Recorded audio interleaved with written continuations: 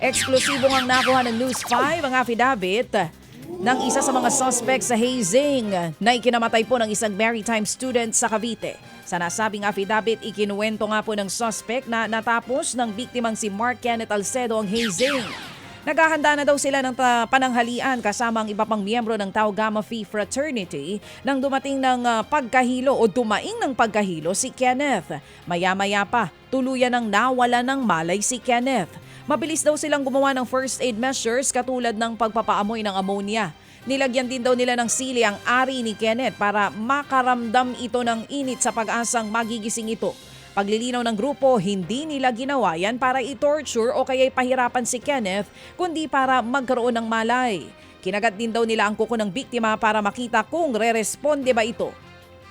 Sa kabila po ng paliwanag ng frat member, kumbinsido pa rin ang ama ng biktima na tinorture ang kaniyang anak. Sa ngayon po 7 na ang suspect na hawak ng mga pulis. Kasunod po yan ang pagsuko ng isang miyembro ng fraternity kahapon. 11 pa ang nananatiling at large, kabilang po ang 3 John Doe o wala pa rin pagkakakilanlan. Nasabat naman po ang higit 6 na milyong pisong halaga ng droga mula sa mga inabandonang imported parcel sa NAIA. Magkakahalong ecstasy, cocaine at ketamine ang laman ng 8 parcel. Inihalo pa sa mga laruang building blocks ang mga makukulay na tablet na ecstasy. Habang ang ibang droga itinago naman sa pakete ng dog treats.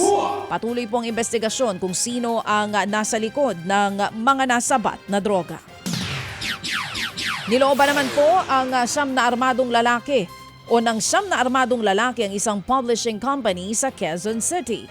Nakabihis na security guard ang mga nasabing lalaki.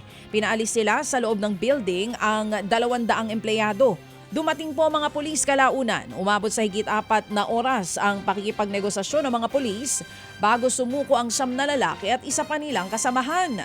Ayon po sa mga pulis, posibleng pinasok ng mga armadong lalaki ang publishing company sa utos ng isa sa mga dating miyembro ng board of directors nito. Posible namang maharap ang mga armadong lalaki sa reklamong trespassing at usurpation of authority.